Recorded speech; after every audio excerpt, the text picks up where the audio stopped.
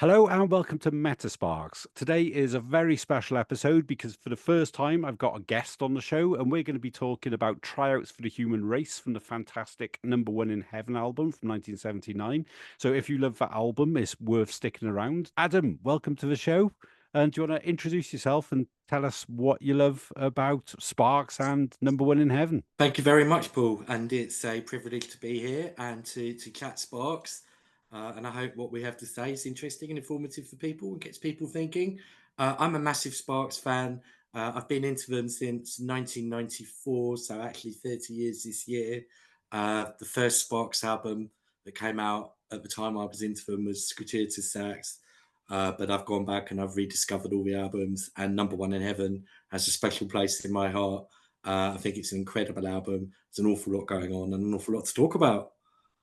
Yeah, it's absolutely fantastic album. It's an utter classic, if you ask me.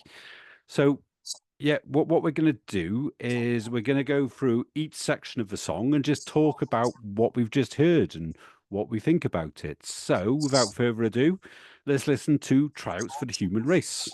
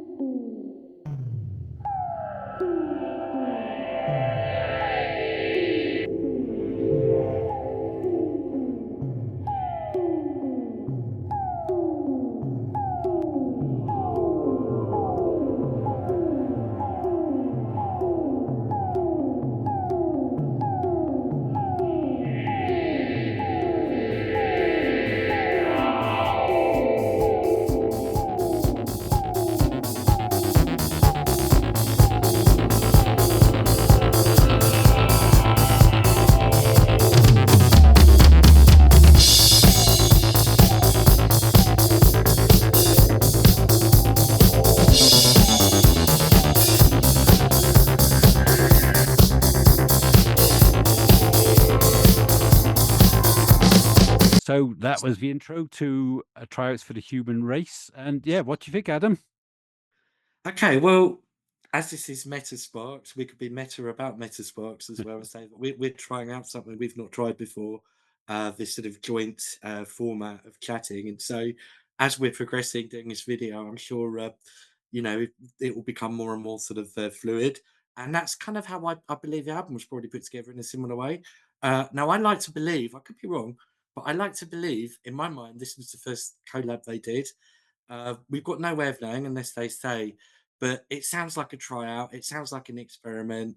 In some ways, it's probably the most aligned to the Donna Summer I Feel Love.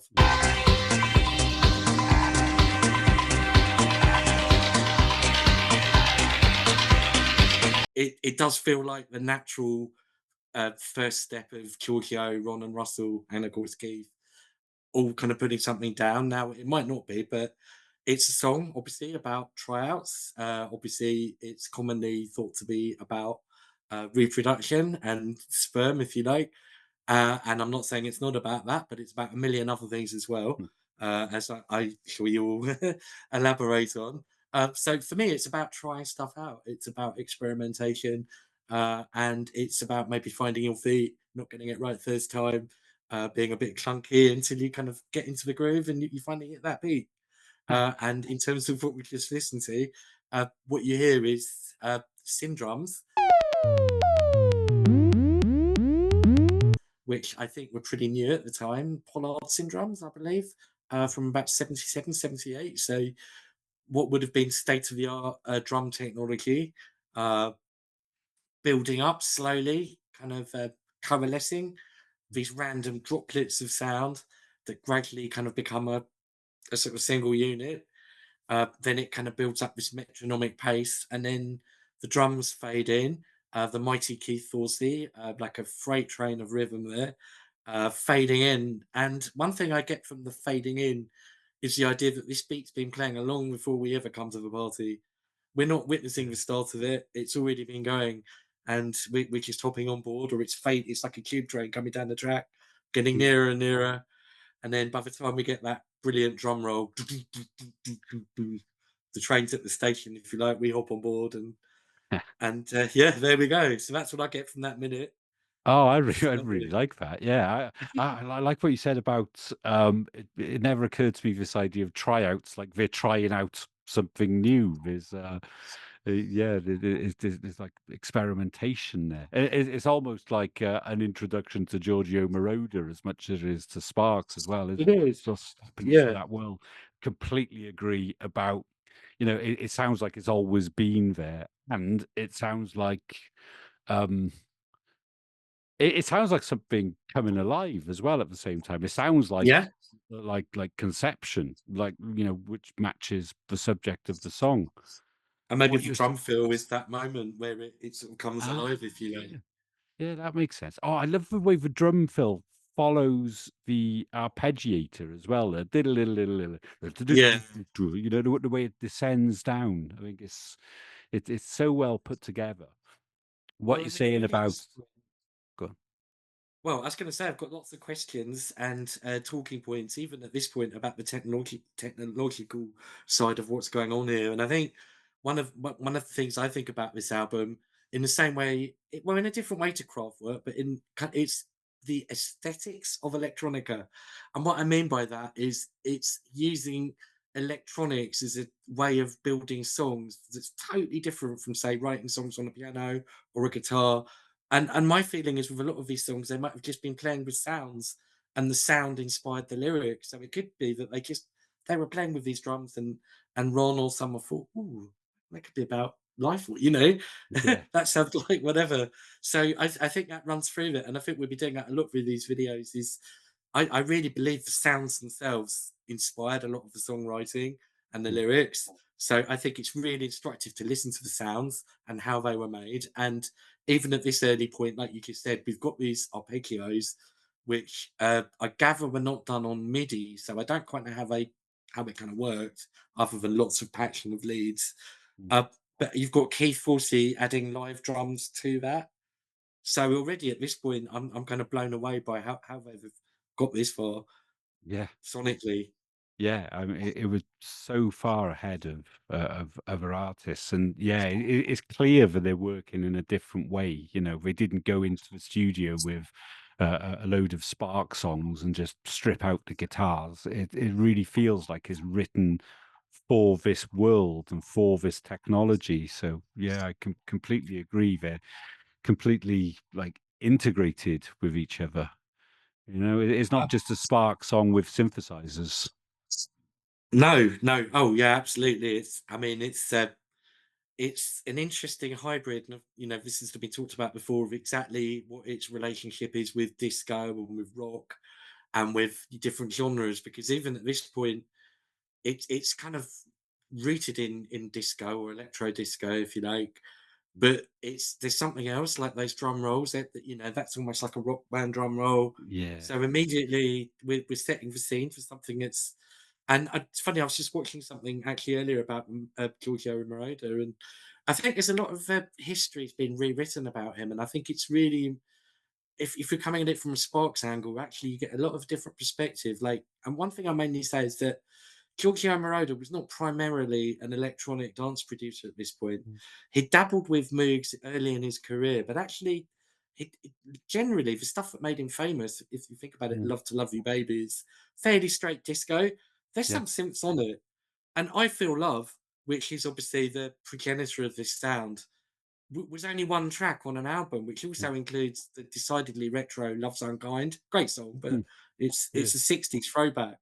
So people think of George Moroder as godfather of electronics, but as much as what he did was totally not electronics. So we've got to actually think that Sparks must have really requested this and wanted this and said, no, Mm. we don't, maybe we can talk about Terminal Clive being less of this. But Mm. certainly for Number One in Heaven, I think I would have thought they really insisted on the most weird out there use of this technology that they could possibly do. I can imagine. Yeah. Yeah. It would make sense. I think with I heard that on that Donna Summer album, every Mm, song was supposed to represent like a different decade or a different age or something like that. that's right. And Yes. I Feel Love was the final song, and it was meant to represent the future. So Yes. Yeah, and you know, it really was. It really was the future. It defined the 80s, and you still hear it now. Don't you? I listen to a lot of Totally, yeah. Underworld, and Underworld sounds like I Feel Love. So shall we move on to Okay, the first verse? So sure. yeah, let's give that a listen.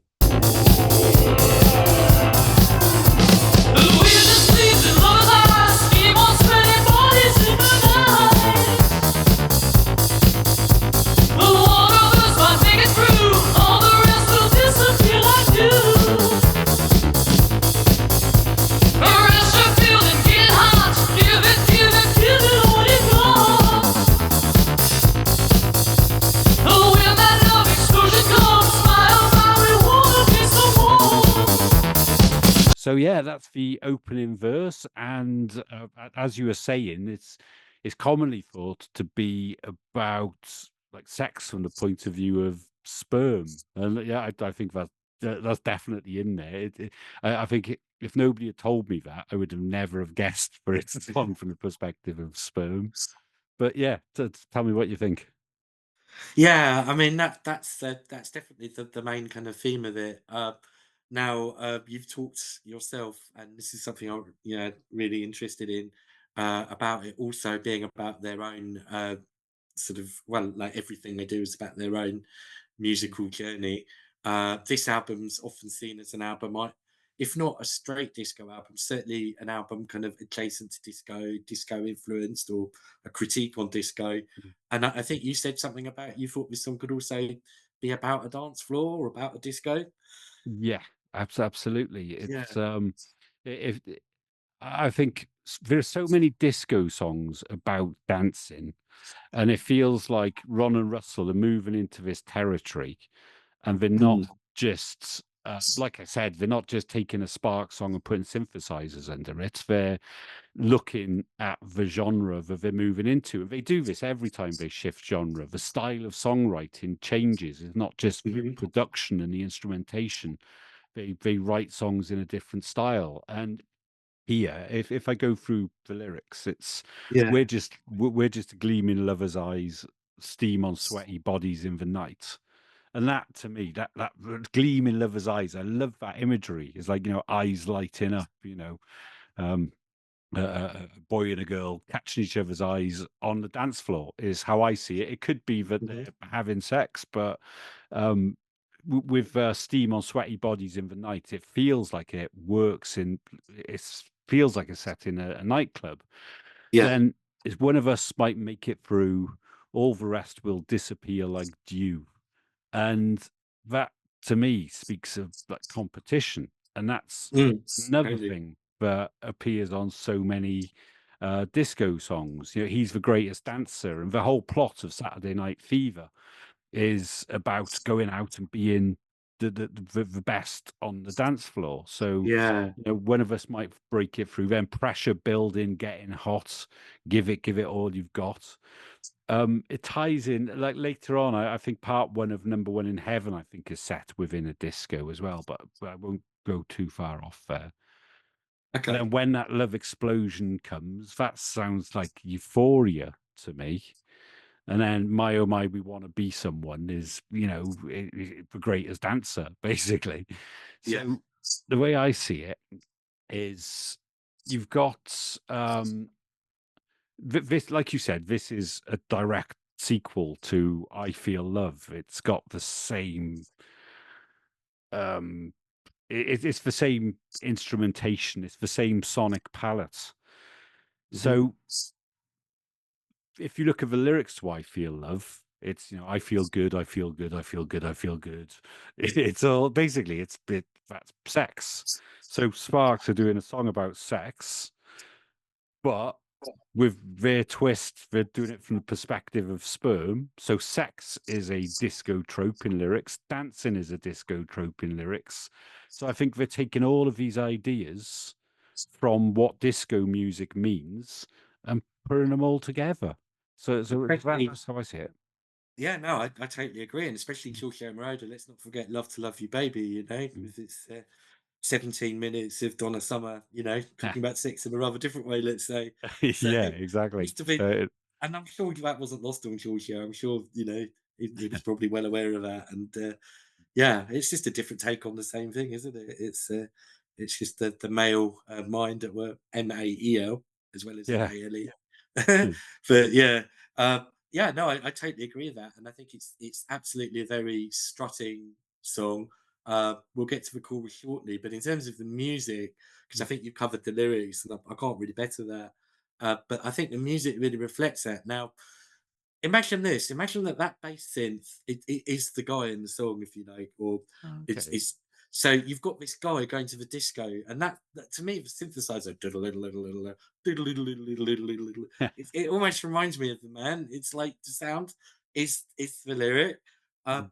Also to people, I don't know if you've heard this one, Paul. If anyone's heard Trisco Muzak, which is a house song from about 2000, samples this bass line.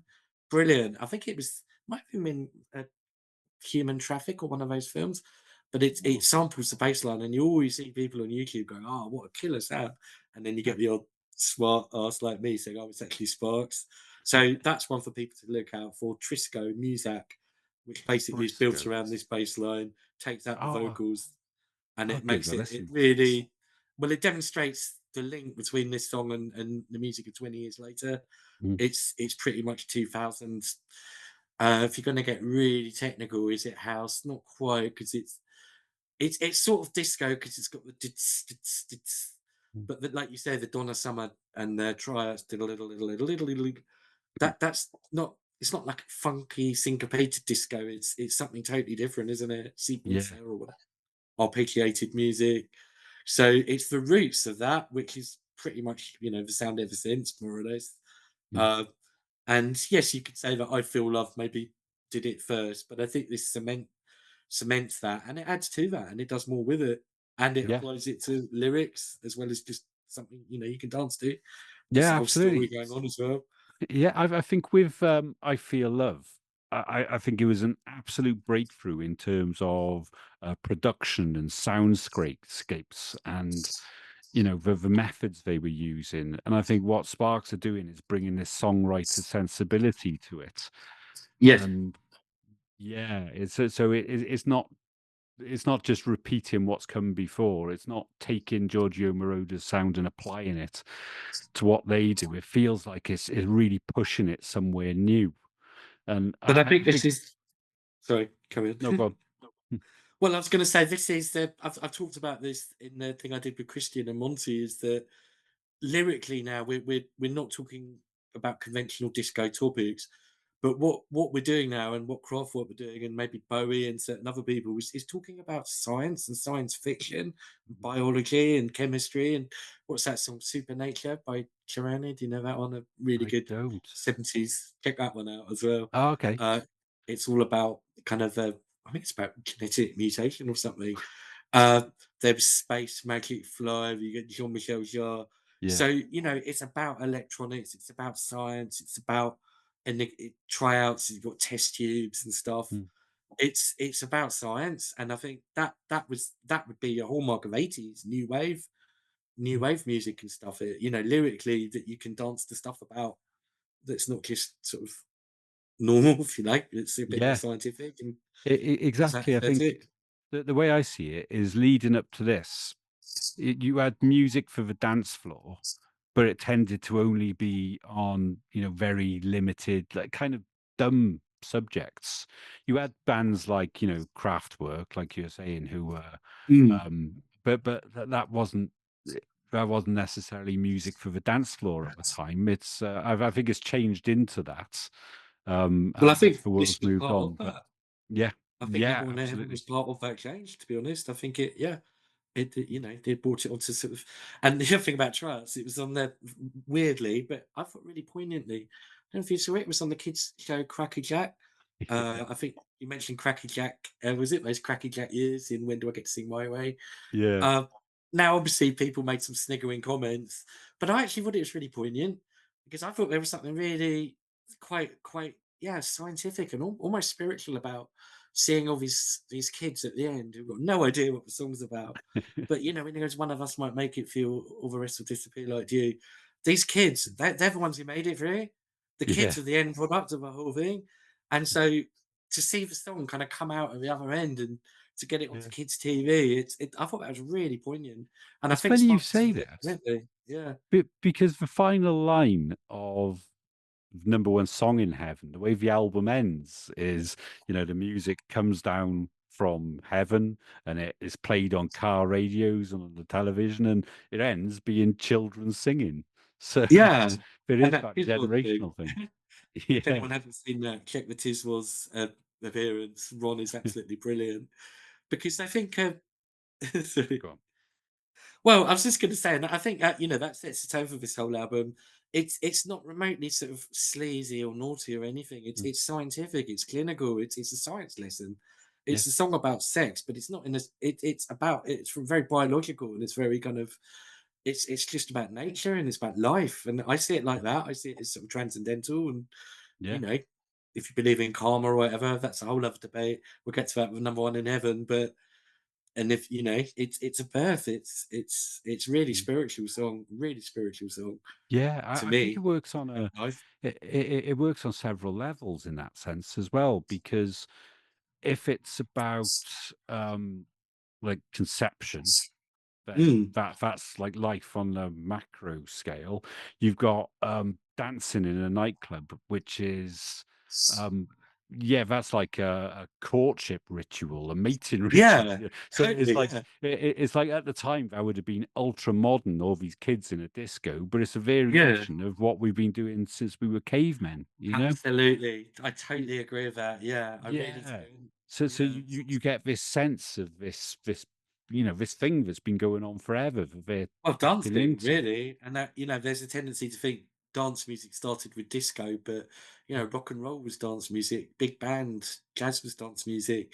Even before that, people in jungles with drums dancing. Yeah. Dancing goes back so far, and the night they invented love. We got onto the Noel stuff, but Yeah. uh, yeah, I think the song is very much about a sort of primal. There's what you mentioned the night they invented love. I think that's Yeah. really tightly connected to this song for reasons that I Okay. won't go into the whole thing, but there's there's that line. In our world, we'd have kings and queens long before there was moonlight. Men and women were only things, things that shook in the twilight.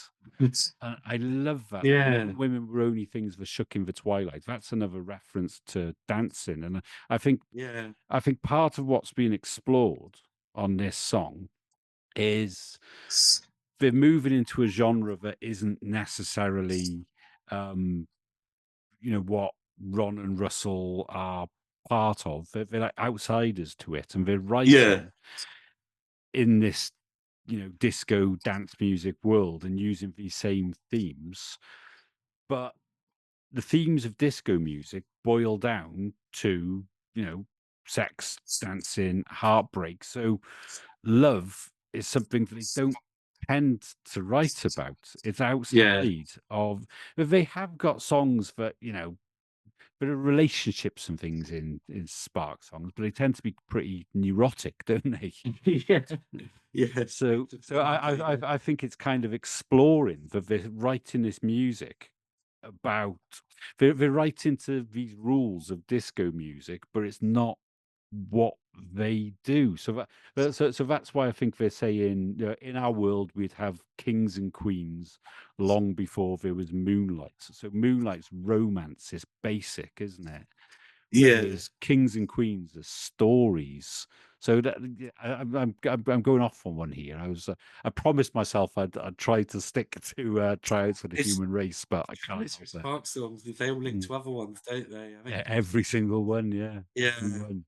Well, that's quite Yeah. fun sometimes, looking at the where they do fit into the bigger Mm. picture. Yeah. Absolutely. So should we move on to the chorus? Let's Okay. do it.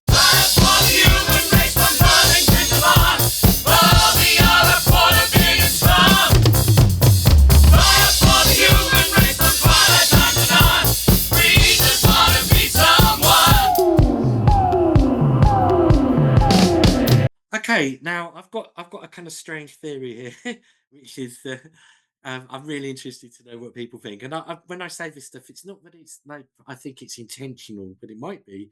It's more what comes out. And I think a lot of music's like that. It's not, it's not like the artist sits there with the notepad going, right, we're going to do this, we're going to do that. It's subconscious, I think, particularly Ron, and I think he's really in tune with his subconscious. I think that is his gift, and he's very intuitive. So what I'm about to say, I think, is what I would call musical intuition, rather than a sort of sat and sort of thought about concepts. And that's why I don't really call it a concept. I call it more of a theme. The theme I get from the chorus is one of a letdown of Okay. this strutting synthesizer that's gone off clubbing, going home on its own, bit dejected. Mm. And how that's reflected is in the switch from the 16th beats, which are very pulsating, to a sort of eighth beat, which is a bit more of a drunken kind of. You can imagine it Yeah. just falling its way home in the alleyway, beer legs. And Yeah. that's what it makes me think of. It makes me think of a guy going home from a disco on his own. He's had a good laugh, but he's not got anywhere. And so, yeah, back have to try again next time. Yeah. Uh, so yeah, the try didn't quite work out that time. Uh, and when I first heard the song, I didn't really I didn't get what was going on. So all I heard was this really fast kind of 16th beat verse, followed by this what I thought was a real letdown chorus.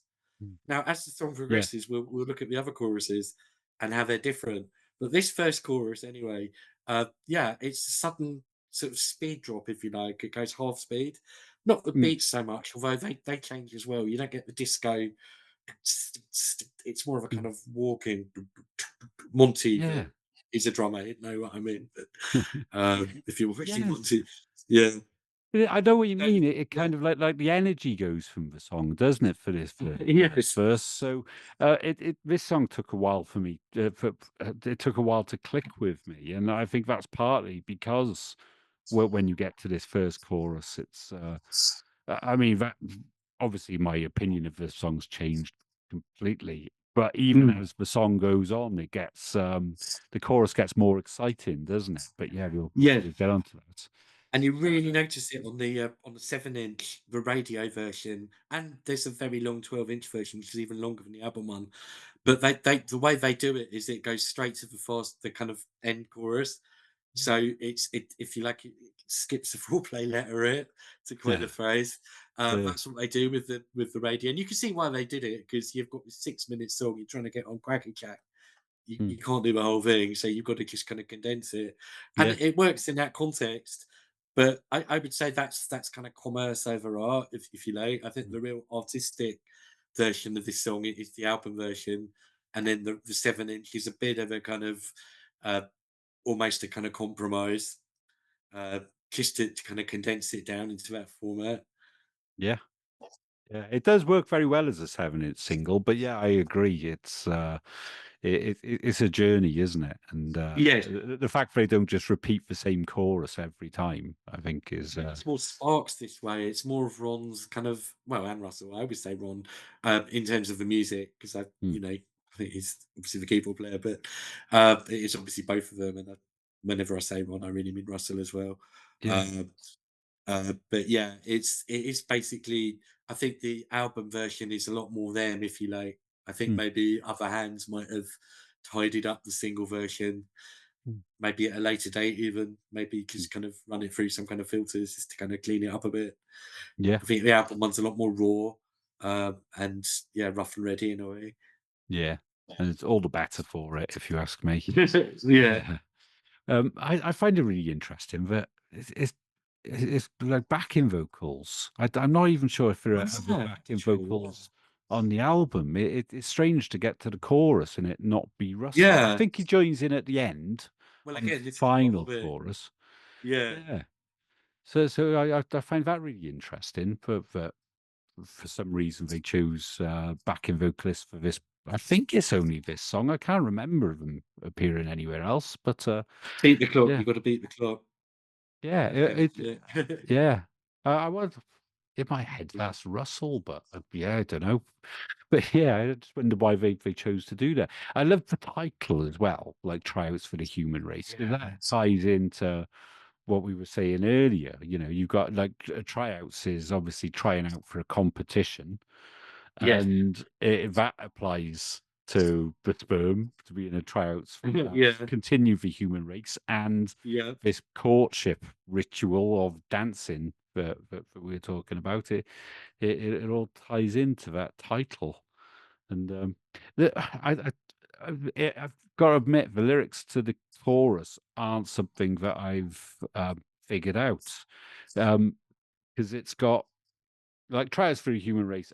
We are a quarter billion. No, so tryouts for the human race from Burlington to Bonn. Where is Burlington?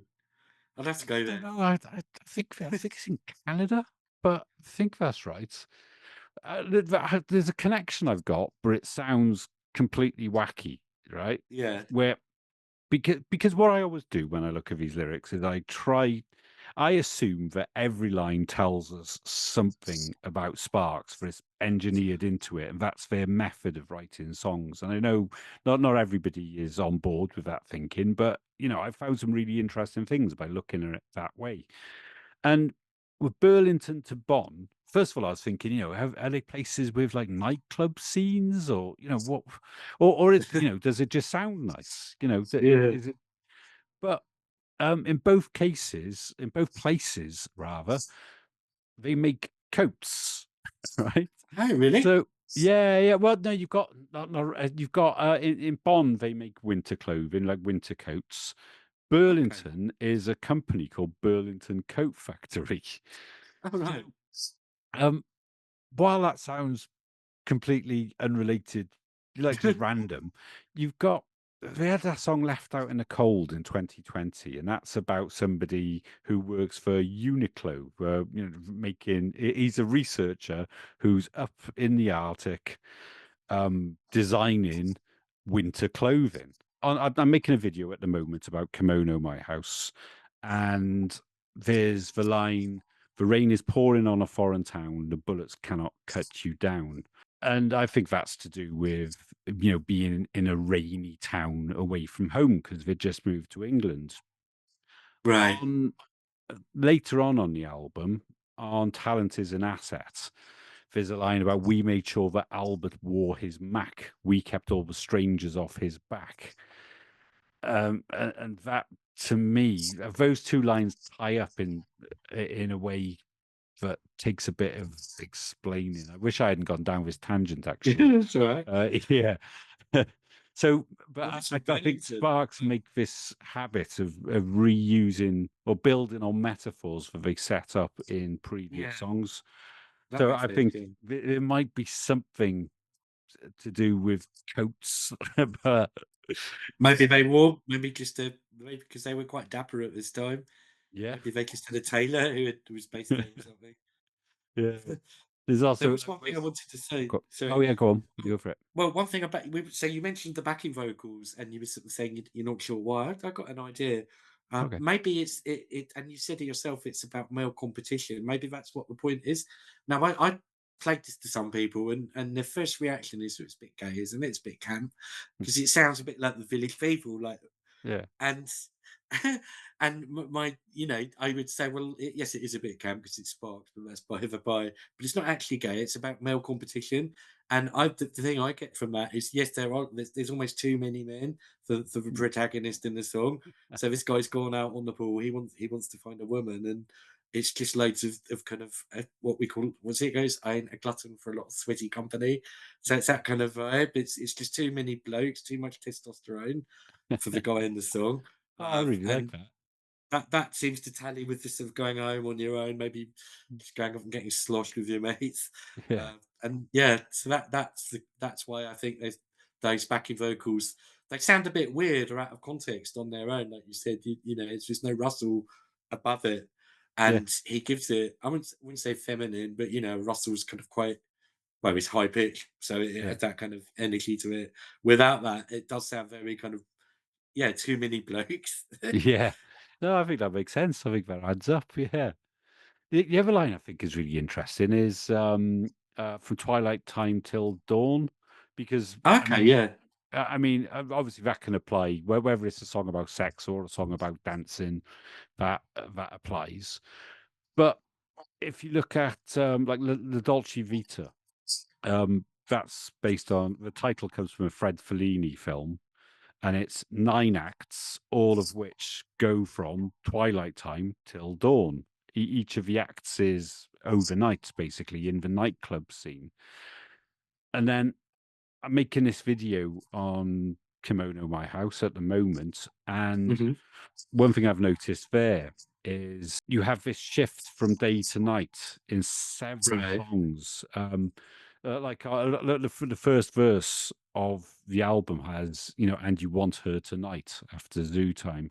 You've got, I tried to tell you in the night, then you tried to tell me in the day in Hasta Mañana, Yeah. sure. You've got the start of Thank God. Is it Thank God It's Not Christmas? Yeah. Thinking Glass. Yeah. Keep talk, a lady's laugh. Then it's After Hours. And then the next verse says, then it is day and in a way. So you've got this shift from night to day. And I think because they're always writing about songwriting, the daytime is where Ron is with other people. He's in the studio. It's where there's the hustle bustle. But then at night, that's when he gets the headspace and sits down at his piano and writes these songs. And that's throughout their career. That's like, Dick Around is every day, every day, every day, every night, every Mhm. night, every night. While it might just sound like almost lazy songwriting in a way to have day and night imagery, it is throughout their music, and it always works in that context. So here, this is from twilight time till dawn, and that would usually be the time where Ron's at home writing music. I can't imagine Ron in a disco. So in Yeah. some ways, like he's so far out of his comfort zone. So I think it's a reference to that. But yeah, I haven't got solid ideas on the chorus, but I think it's interesting.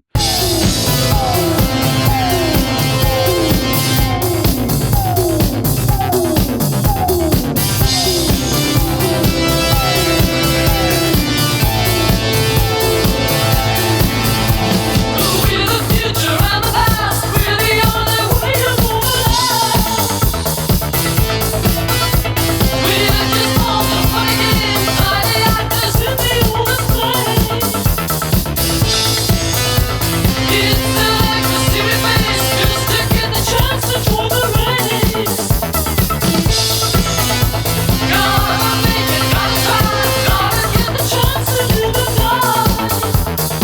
Life for the human race from dawn and continue on. All the hours for the being strong.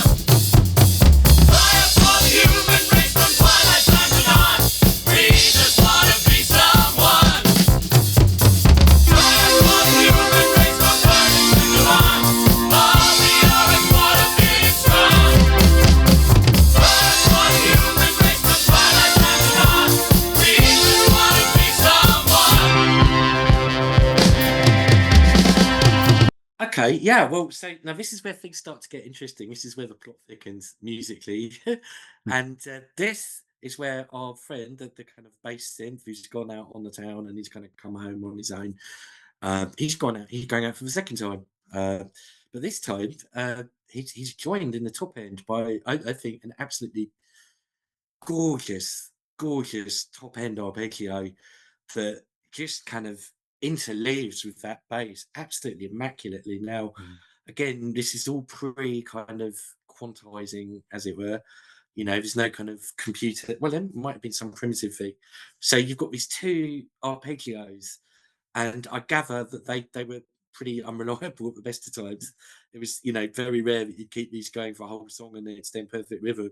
So to have two synth arpeggios dancing around each other so immaculately, it's technically a hell of an achievement.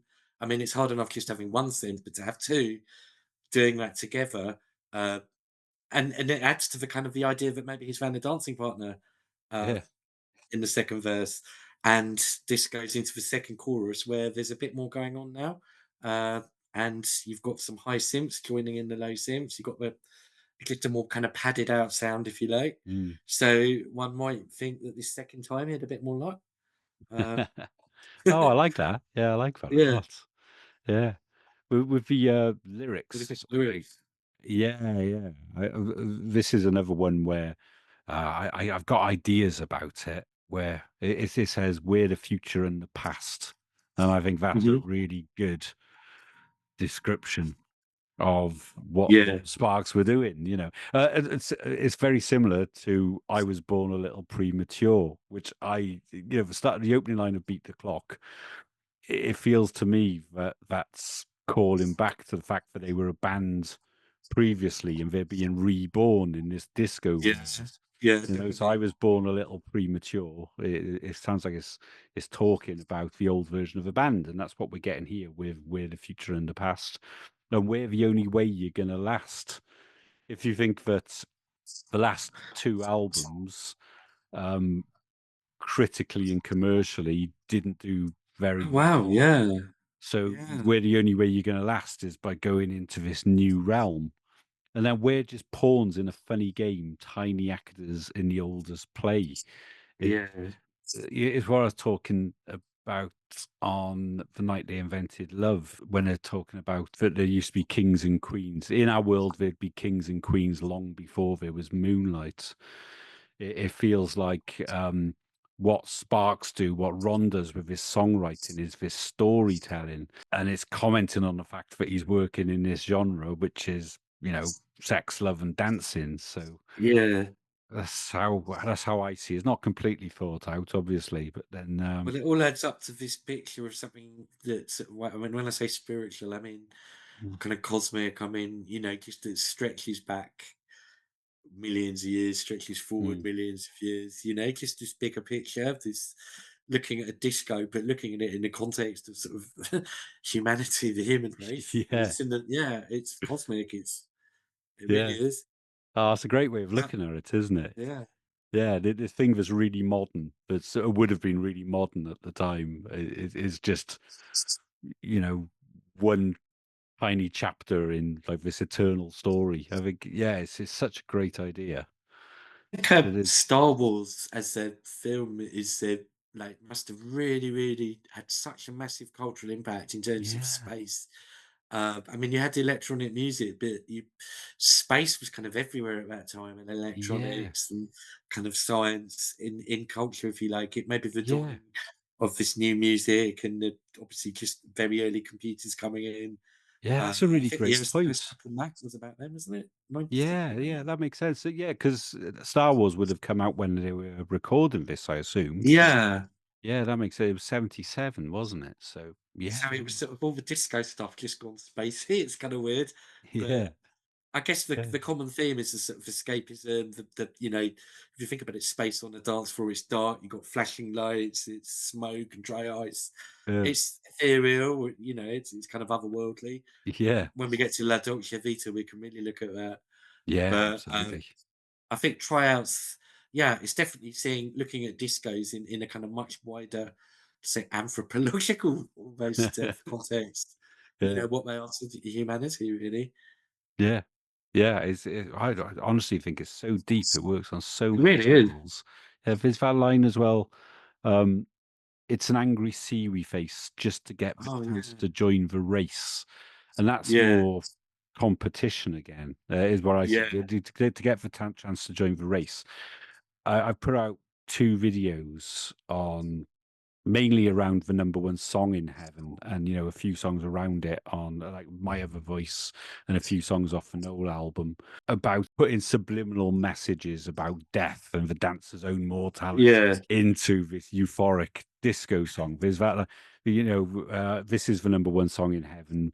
Why do you hear it now, you ask? Maybe you're closer to here than you imagine. Maybe you're closer to here than you care to be. I love the idea. And if you should die before you awake, if you should die before crossing the street, it's just taking this upbeat music and putting the idea of death into it. I think they wanted to be the first people to corrupt disco music. So I think that's what the race is. I think that's how Beat the Clock ties in as well. This idea of somebody's going to do it, somebody's going to write a song designed for the dance floor that isn't about dancing, isn't about Mhm. sex. And I think they wanted to get there first and corrupt Yeah. disco music. So, That um, ties in with the thing about the changing nature of music that you can dance to being mm, like if we say that people always want to dance, I think they figured out that the old way of doing disco and these kind of boy meets girl or whatever songs, yeah, they're great and they're timeless. But in terms of the kind of changing nature of music and culture and technology, uh, the 80s would see something very different. And that, Mm, I'm thinking of things like Frankie Goes to Hollywood, Two Tribes, OMD, and Enola Gay. These mm. their songs about nuclear war and stuff, yet they're Yeah, still kind of dance floor favourites. So I think yeah, that was really the 80s new romantics, maybe. Uh, and you hear people like Joy Division, Name Check, Sparks, mm, this sort of, and Blue Monday, obviously New Order. I think you might have referred to it as intelligent dance music, yeah. which dance music that is about stuff that's, Mm. and I think Tryouts is an absolute sort of, genre defining example of that, really. Yeah, Dance music that's absolutely. about something. It's, Yeah, it kicked the doors open on it. It's I think that's what they brought to the party. There's a lot of conversation around the whole album about, what was Sparks and what was Giorgio Moroder.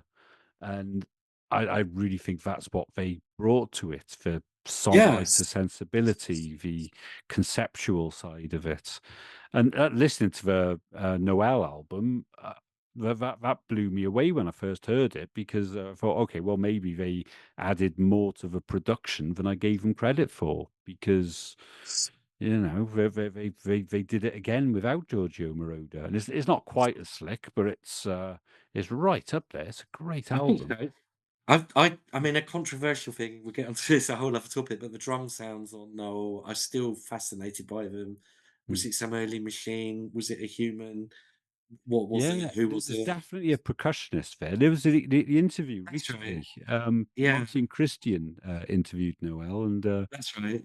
yeah, the bongos. I think the drums on it are great. But Yeah, Keith Forsey, I think anything he's yeah. involved with is automatically elevated, and I can't imagine Number One in Heaven without him.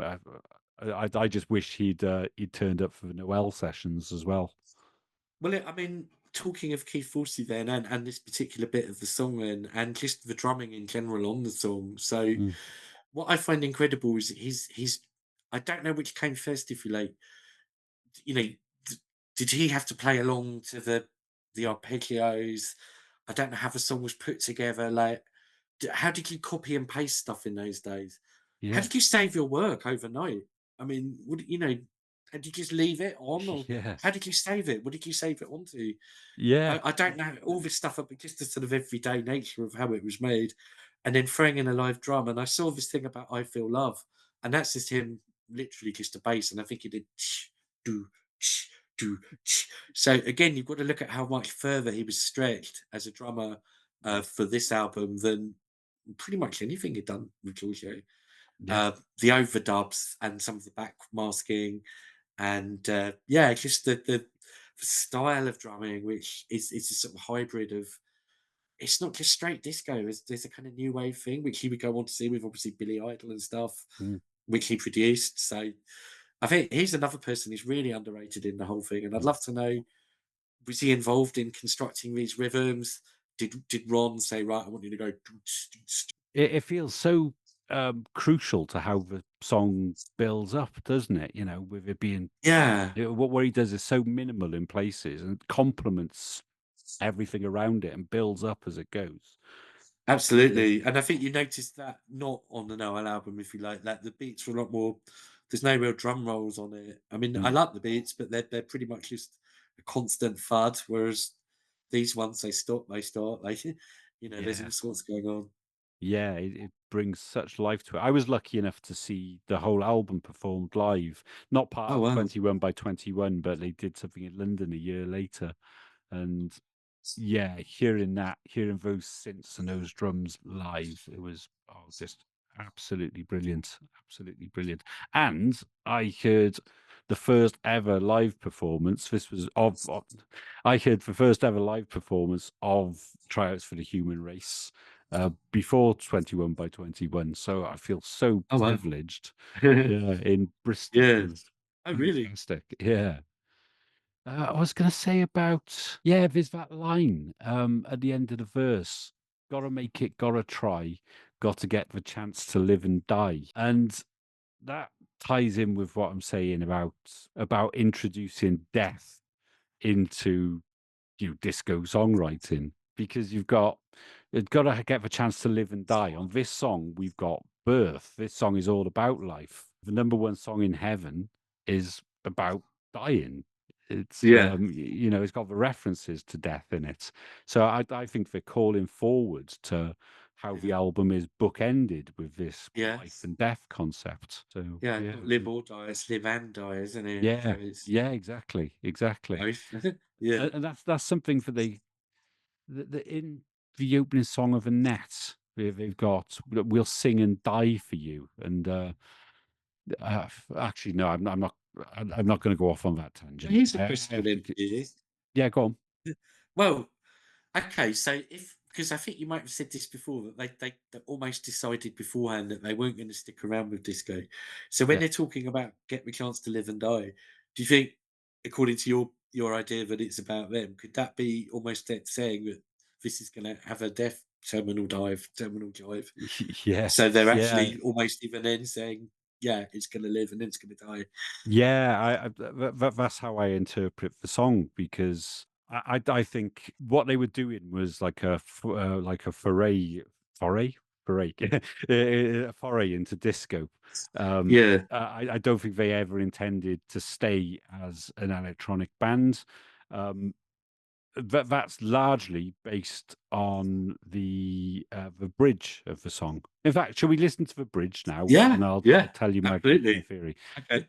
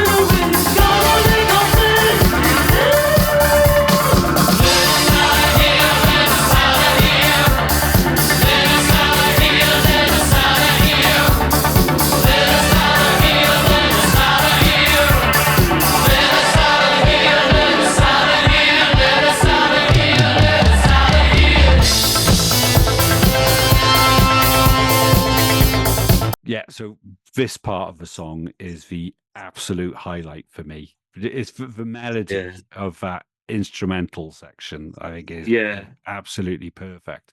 And Sparks are masters at middle eights or bridges. There are so many songs where, that's the key moment. That's where, Yeah.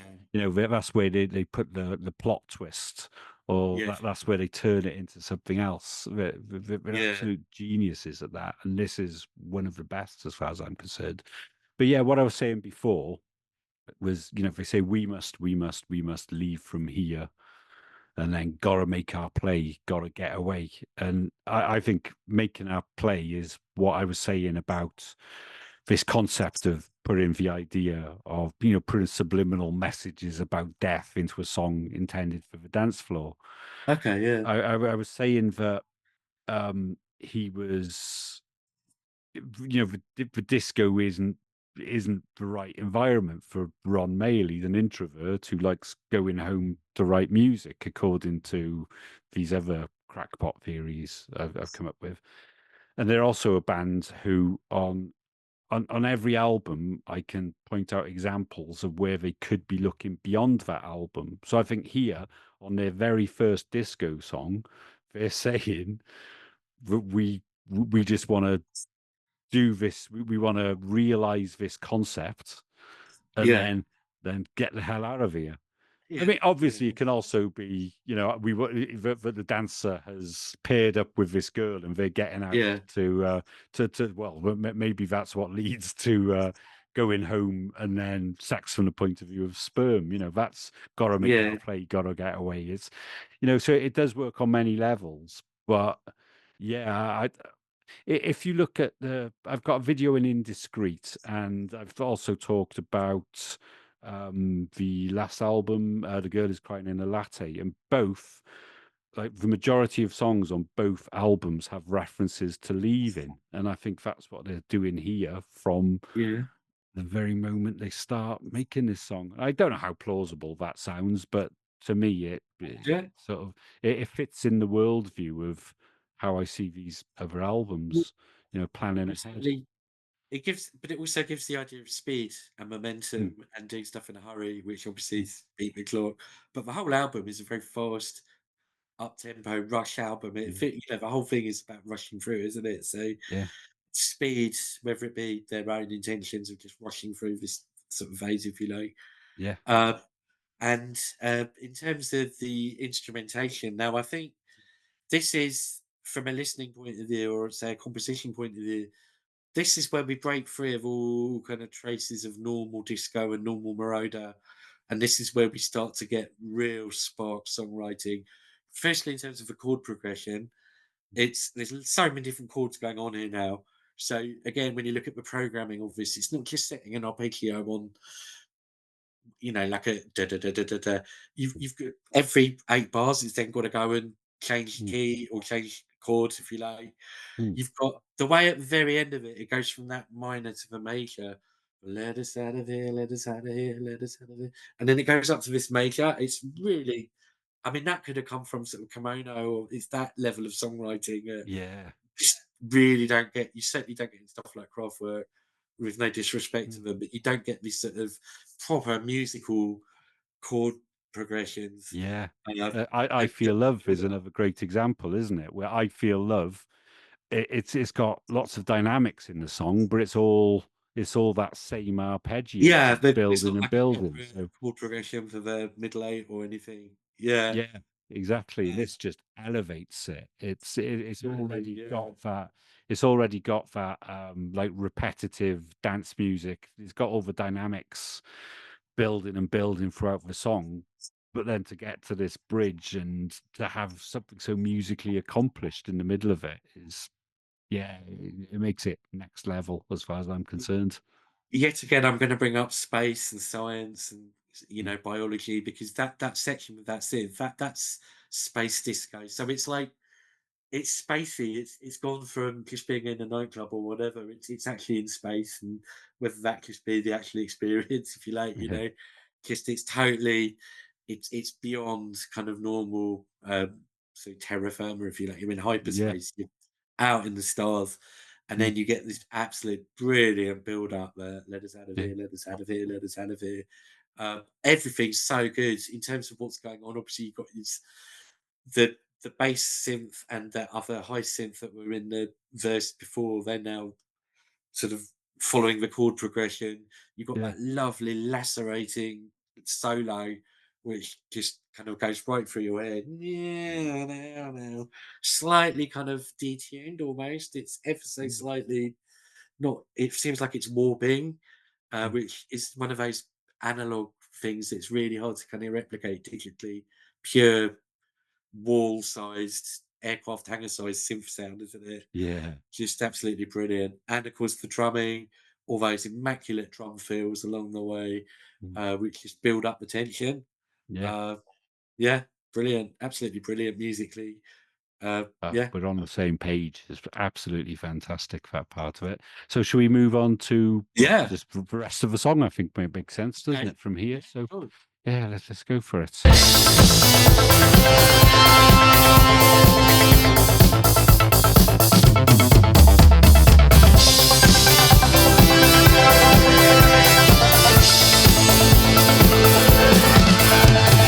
We just wanna feel the song, feel the little wanna rule your soul. We are just words that covers you, the words that have that automatic fuse. We don't let love extortion come, smile how we wanna be so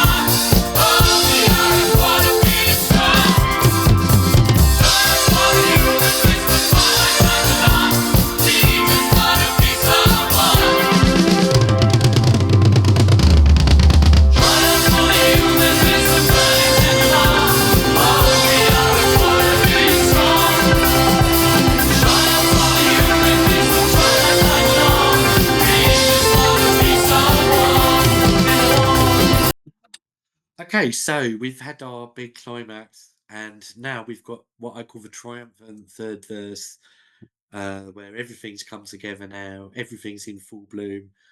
In terms of the instruments, you've got that low sequencer, or I keep calling it a sequencer because that's what it'd be nowadays, but arpeggiator or whatever.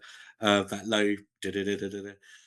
Still basically doing the same bass line it was doing in the first verse. You've got that. I was just listening to it, and it's just I love it. The kind of wobbly or whatever. It's sort of psychedelic. It's almost like psychedelic trance or something. It's really so clubby, and that see that I don't think that was a disco of the time, but that was a disco of 10 or 20 years later. That's what's so weird about this album is that I was thinking as well, in London, I went to uni in London, and the biggest club in London at the time was called Heaven. I don't know if that was anything to do with this, if it was just kind of, but I quite funny that there would googled it actually, previously. yeah, I think Heaven opened just after the song, so there maybe the you go. I nightclub wonder. was named after the song. But Yeah, who knows? Could have been. It wouldn't surprise me.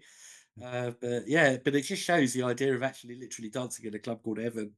Uh, it's it's like life imitating art, if you like. yeah, Um, anyway, that's by the by. But I mean, if in terms of this third verse, yeah, this is the peak now. This is everything's in place. Everything you've been waiting for is in there now, and that final chorus. You now, I think you get three. If we're going to be really particular about what's going on here, there's three run throughs of that final chorus in the fade. I think mm, the first two are still on the eighths. mm, The yeah, final one, just as it's fading out, yeah, you got that kind of spacey synth, yeah, which again, pure Star Wars to me. It's yeah. very late 70s space. I lost my heart to a Starship Trooper or something. So It's give me just one that sec. era. My cat's trying to get in. Give me one All sec. right. So yeah, yeah. So sorry, you were saying like lost by heart to a Starship Trooper. Yeah, so basically, just this you've got this real kind of space disco finale. Everything's going, fireworks are going, and Russell's singing along on the final chorus. So you Yeah, finally get that full resolution and yeah, basically everything coming together. And I think that's a really good way of resolving a song. Now, obviously, like I say, for kind of radio audiences to take 6 minutes to really get where a song is going to go. yeah, Maybe Bohemian Rhapsody might be one of the few that did that, but they cut it down to pretty much 3 minutes. And in fact, it's lyrically the single version is the same. It's the first verse twice. You only yeah. get the I first verse noticed that. lyrically. There's that bit where Russell sings, "We just want to be someone, anyone." Oh And yeah, that's right. and Yeah, that's right from the start in the single version, isn't it? I really love that moment as well. Like, I agree with what you're saying. It all comes together. It's been this slow build, and yeah. after. Oh, hang on, we've got a cat. We've got a Oh, hello. cat. um, so yeah, basically, i- it's really pure club music, isn't it? I think so. Yeah, To yeah, no, build this groove. It's such a good payoff after that bridge. Yeah, with the lyrics, my take on that is well, similar to the other verses in some ways. Is we just want to feel the sun, and I see sun and rain in their lyrics about being doing music that's popular or unpopular, if you see what I mean. yeah, It's hard to justify without going into a million other songs, but uh, then be your little daughter or your son's interest in just because it's something that comes up. The album ends with "In the street there'll be children singing," and then on the Noel album, there's a line about I hear the voice cutting through the music. It must have been a kid outside. oh yeah, And but then on Terminal Jive, you got rock and roll people in a disco world, which is about age gaps, young girls, which I think, while it sounds seedy, I think is about writing songs for young girls, yeah, because for the first time they were looking down a generation, and that goes all the way to Tips for Teens. I think it's about yeah, writing for a new audience, Noisy Boys as well. So yeah. yeah, I mean, maybe I'm reading too much into it, and it could just be, we want to be your daughter and your son like the swims penetrated the egg, but you know, I like going off on tangents and seeing if anything's One thing it could to be, go on. it could be about songs. So like the idea for songs, and it's like you could say that a songwriter might see their songs as their kids, if you like, and they grow up and Yeah. then they go and leave home. They. Mm. So if you're looking, I'll be Yeah. honest, I don't really think that is the case, but it could be. It's Yeah. just one thing you could get from it. That it's Yeah. about creative process and trying out ideas, and some of us, Yeah. most ideas go nowhere, but some might make it through. Yeah. Uh, maybe Yeah. even Exactly. songs in a club, like Mm. ones that make it. Yeah. No, I've I always don't, I it don't, all I makes don't know. sense. Yeah, it's a tough one. I haven't got anything that I feel I can really get behind with my ideas for what the line means beyond being a song about sperm. But yeah, I think it's interesting to explore it. But I then there's don't, also I don't think everything they write ever has this sort of deeper meaning. I think some things they do, right? Maybe I won't say most, but I think a lot of stuff they do is what you see is what you get, but not always. And you never quite yeah, know. And even within a song, it might 9/10 of the song might be just really sort of down to earth, but they'll just randomly throw a line in as a curveball. yeah, So I yeah, do think this is one of their more conceptual albums. I think it had to be because of the nature of it, mm, because it wasn't a rock and roll album. It was never intended to be. It was built around the sounds. yeah, If we go back to what I was saying at the beginning, I think they were playing with sounds, they were playing with syndromes, they were playing with these arpeggios, and that's what I think inspired the lyrics. I think yeah, was I think because and what makes me think that is I think other people have said as well that Ron tend to write his lyrics fairly last minute. yeah, So I don't think it's the case that he had these big preconceived mm, theories. But that's not to say he didn't have his own stylistic kind of way of writing songs. So even though they were last minute, they could still totally adhere to what you say. yeah, It's just that I yeah. think he did it probably fairly on the fly sometimes. Yeah, you definitely. What I heard is that the lyrics come last from. Yeah. Yeah, absolutely. You hear it on the Noel, the demo versions that have been released, where Okay. it's almost like pieces of words and some nonsense lyrics. But yeah, I'm sure that these words come from the instrumental, and I think they're inspired by the making of the song itself, if you see what I mean. Yeah, yeah, Um, exactly. Yeah, totally. yeah, Yeah, absolutely. Yeah. yeah. There was also that line about, um, yeah, we're just words that lovers use, words that light that automatic fuse. And I think Yeah. that ties into what I was saying about songwriting. Again, we're just words that lovers use. That's the kind of language in music for the dance floor is how I Yeah. see it. Yeah, Yeah. it's Yeah. again, it might not be, but then there's oh yeah, there's that line that's cut out of it in the other version. Yeah, They that's say, right. Yeah. "Still, we're at the mercy of the passion of the others up above," and I think of that in terms Isn't of, it not the lovers of the world? I thought still we're at is mercy it? of I don't the know. passion of the lovers of the world. I couldn't make out It's a what it's weird saying. line, isn't it? When it was chopped out, which it's an Yeah, extended version. I wonder why they chopped it because it's a yeah. good line. I was thinking it was the start of number one song in heaven part one. You've Yeah. got all of the angels are sheep in the foot. Oh, this is the number one song in heaven, written of course by the mightiest hand. And I think of that as you know the people making this music are kind of like overlords for the disco, if you see what I mean. Oh, yeah. It's like the dancers are following um like the whims of the person who's making this music.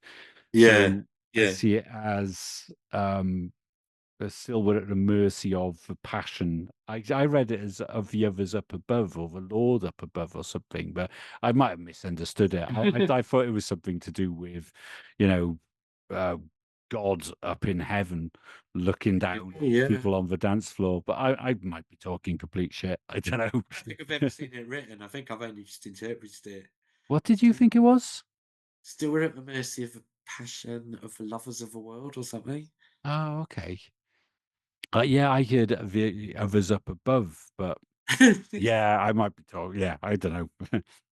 But Yeah, yeah, they both work. Yeah, uh, yeah. And then my oh my, we want to be someone. Obviously, yeah. that works on lots of levels as well. That can be the sperm finally making it to the egg. It can be um, the person becoming the greatest dancer, or it can Well, be it's about the sparks. actualization of something, isn't it? It's Yeah, about something making it through mm, development and actually going into life, you know. So whether yeah, that be a song, whether that be a band or a human or anything, it's about life and it's about conception. And so mm, it does apply to all this stuff. yeah, And but it's not just about the moment, it's about the build up to that, if you like, mm, setting a scene for that moment. And yeah, this is what the long version of the album does, is it sets the scene for the climax that's to come. It doesn't just go straight in there, it actually builds up from that. If we go way back to the beginning, those random fragments of leaps mm, just gradually build up. yeah. No, absolutely.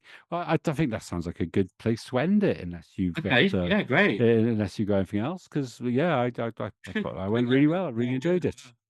Thank you Yeah, very much. Really enjoyed it, and yeah, so yeah, much. I hope people, chip in with their own ideas because there's it's an open book, isn't it? Really, yeah. Absolutely, absolutely. There's so much going on, I think, in these songs, and I think so. I love any theory about these Spark songs. So, yeah. So let's wrap it up. So yeah, thanks for watching, everybody, Thank and you. I'll catch you soon on MetaSparks.